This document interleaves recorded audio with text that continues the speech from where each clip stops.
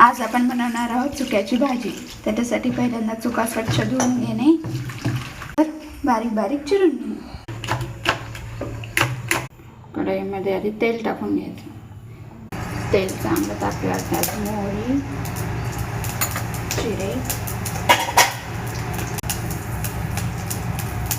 तेल तापल्यावर त्यात मोहरी, जिरे आणि हिंग टाकायचं।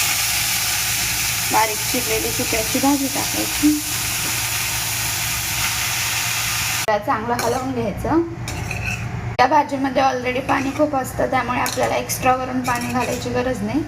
याला चांगलं मिक्स करून घ्यायचं आणि 2 मिनिट झाकण ठेवून वाफ आणू द्यायची। यात भाजलेले शेंगदाणे टाकायचे आणि भाजी मिळून येण्यासाठी यामध्ये आपण थोडंसं डाळीचं पीठ टाकायचं। यात शेवटी चवीप्रमाणे मीठ आणि गूळ टाकायचं।